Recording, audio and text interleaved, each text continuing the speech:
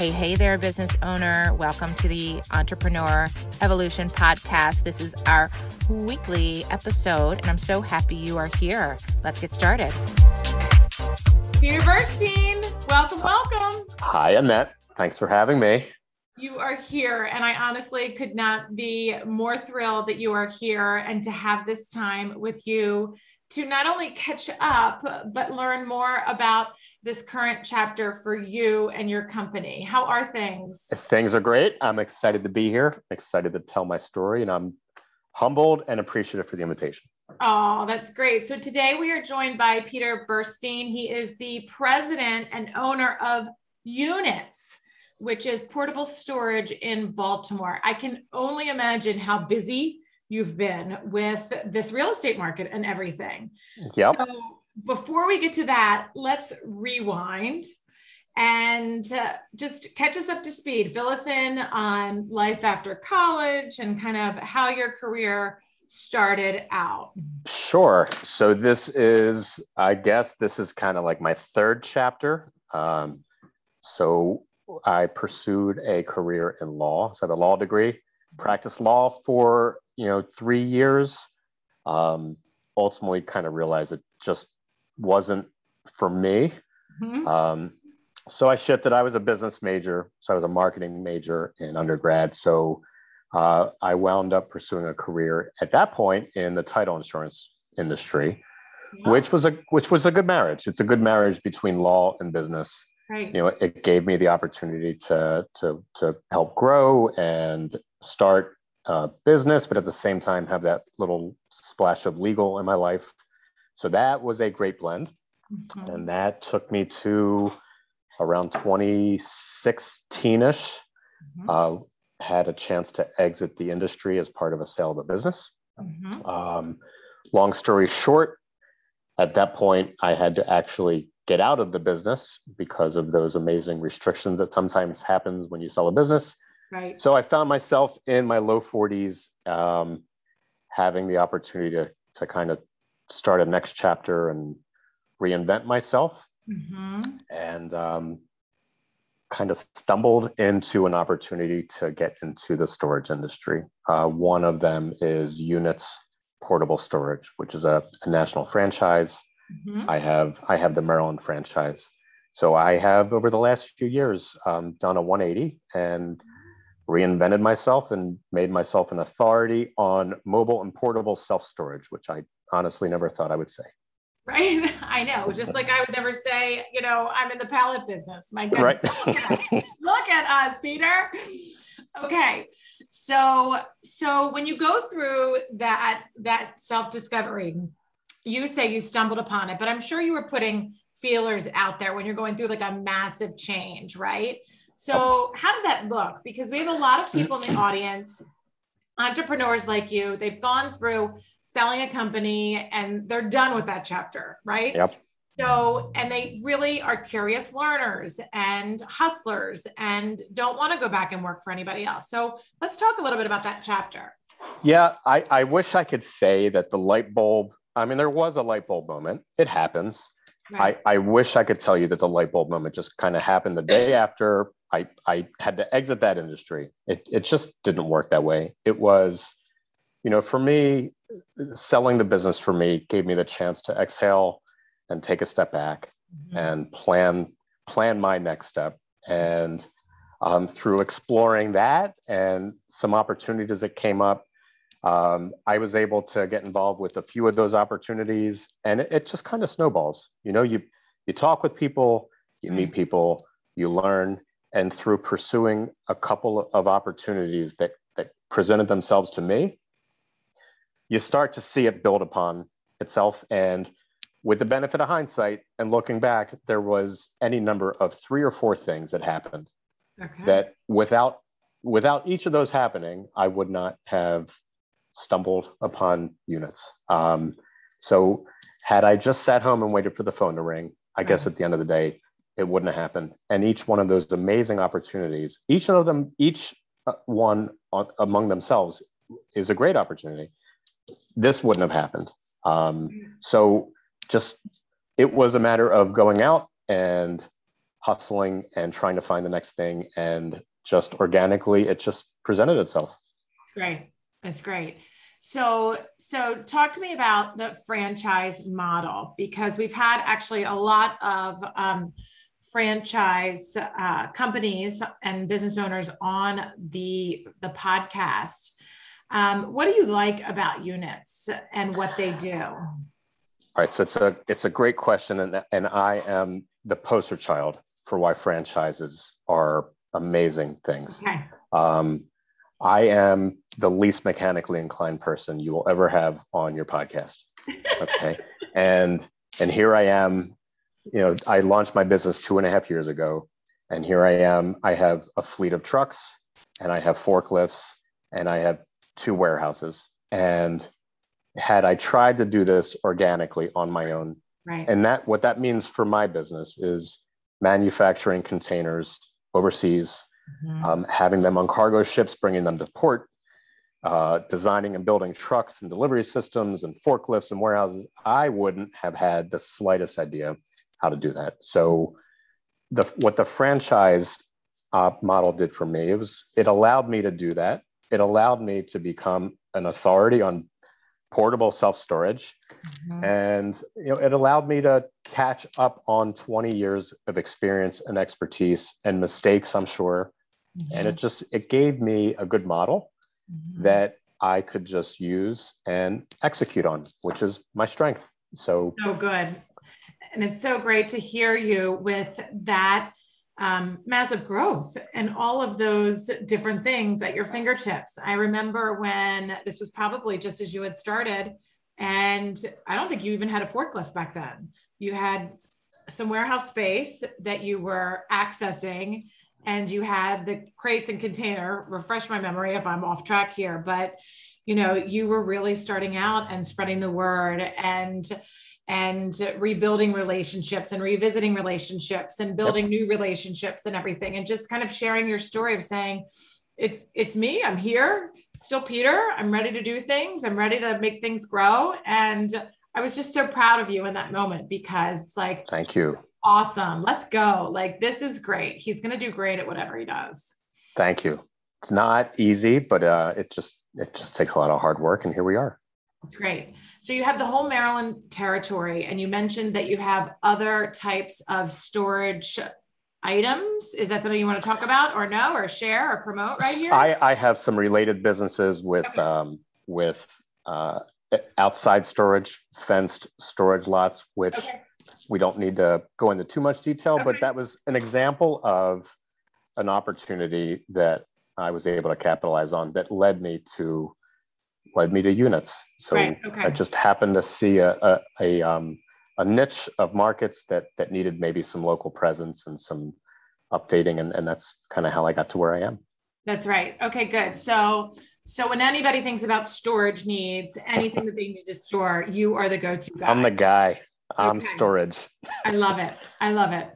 So I don't know how much you're able to talk about this, but I do want to let the audience know our relationship, because it is very near and dear to my heart. And, during 2007 to about 2012, Peter and I were very, very close, and we were business partners in the full service real estate firm. So you and I actually got to weather countless sleepless nights as we were really kind of voyaging through the economic downturn. We did not have a franchise model. So we were figuring things out, building, outgrowing, rebuilding, figuring things out, all while you and I were having our kids, right? Yep. It just seems like we just got out of the warp zone and we really landed on our feet and discovered who we really are, right? So tell me some of the things that you learned during that chapter, if you're allowed to talk about it. I don't know what you're allowed to talk about with this. I can talk about anything. You launch a business right before the economic downturn, and you weather the storm, and ultimately you come out better on the other side. But it's not easy, but you can't help but learn lessons from that experience. So having a company for 10 to 15 years, however long it was, with 8 to 9 to 10 different offices, and an amazing crew and staff of maybe up to 80 to 100. You learn lessons from things like that. I learned some things that I wanted to do in my next business. I learned a lot of things that I didn't want to do in my next business. And, so I launched Units, and it wasn't the economic downturn, but of course, 7 months after I launched, COVID hits. So there is just I didn't even think about that. something about me and starting a business and like generational, like crazy things that happened.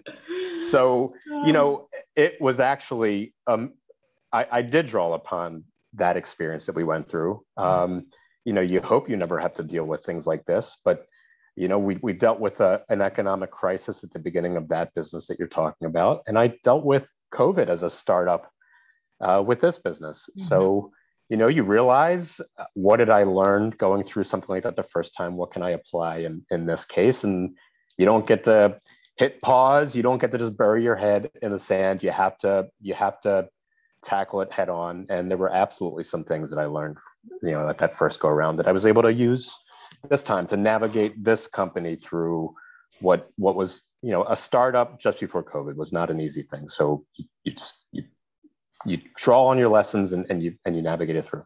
So good. So good. And, I just had flashbacks of, going into 2008 and then actually going into COVID, and, how I felt going into COVID. I was like, oh, this is nothing. If we survived 2008, we can totally get through it. So it was like, I think what I really learned is you just, like you said, have to keep on going. You have to be resilient, resourceful, and you're going to be utterly exhausted beyond belief. Yep. And never know when it's really going to truly end, but you will get through it. And then there will be a cycle of something else that comes. There's no question. And it also gives you a chance to, to strategize and focus on what you do really well. So portable storage is actually a fiercely competitive niche. And there's some international and national players here.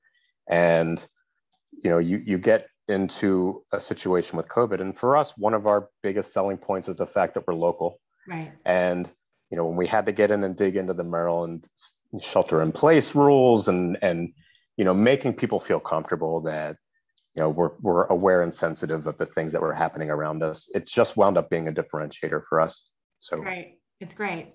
So what do things look like in the near future from a team growth standpoint, from the actual, I don't know if you're gauging things via revenue or geographic growth?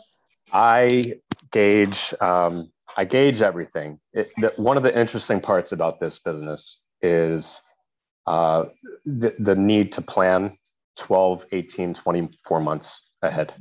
I didn't have to do that. We didn't have to do that in prior businesses. Right. Maybe 6 months to a year ahead.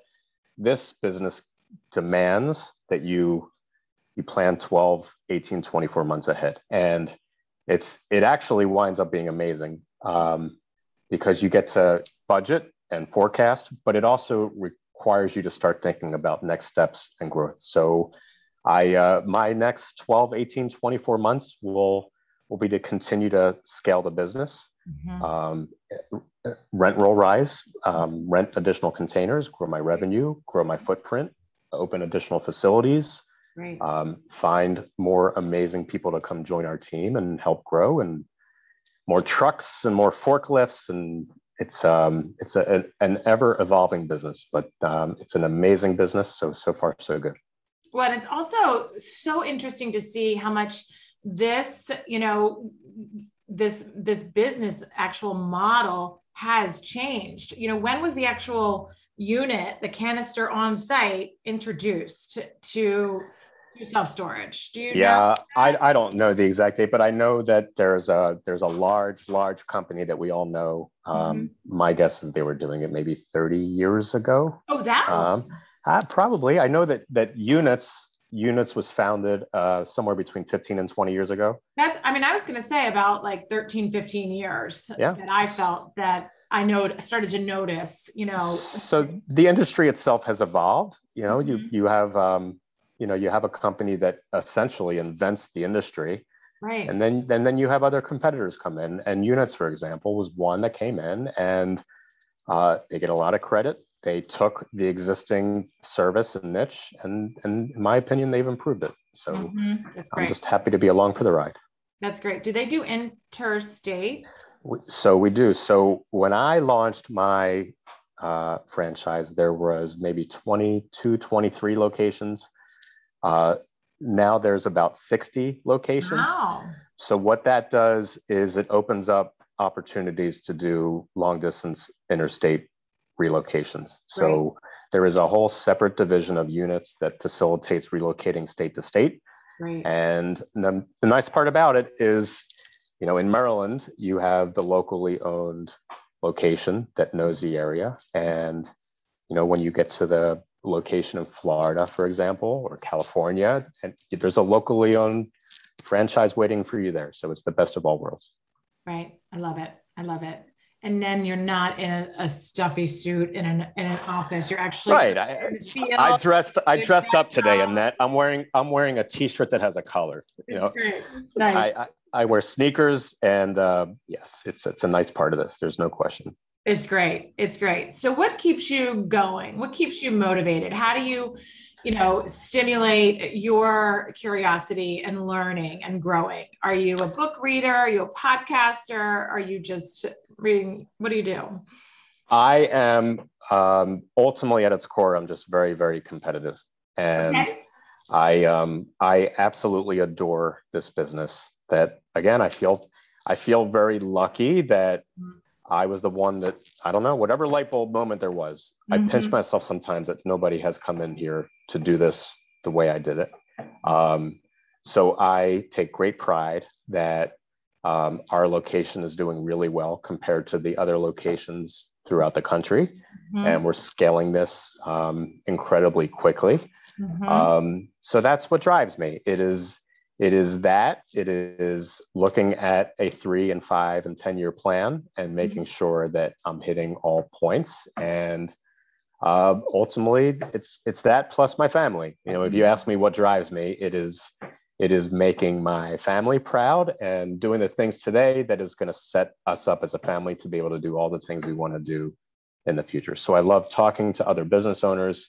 I am part of a number of peer groups that have gone virtual with COVID, religiously, weekly, on calls and Zooms with other business owners and industry leaders. And it is great to share success stories. It is even greater to share hiccups and failures. I'm a believer that you learn more from mistakes than you do from anything else. So that's what keeps me going. I love connecting with other business owners and entrepreneurs and sharing ideas and, talking vision. It's powerful because our brains are just wired simply different than others. And when you can really just bounce these ideas that just zip through our heads 24/7, and somebody else is like, okay, I follow, I got it. And then either validate or say, or poke holes. It's just a powerful exercise. It is so helpful, for small business owners. You're it. I mean, you're making dozens of decisions each and every day, and you don't even realize it. So when you have decisions that you can bounce the conversation off of others and get real feedback from folks that aren't necessarily in the weeds with you, it is so valuable. It is. It's great. So tell us your best words of wisdom or advice before we wrap things up here, Peter. My best words of wisdom, I would say you have to prepare, and that's on so many different fronts. You have to prepare budget-wise. You have to prepare product-wise. You have to make sure that you have the right team in place. I mean, I can go through a dozen to 24 things that are so important as you're about to launch a business and scale a business and make sure the business is successful.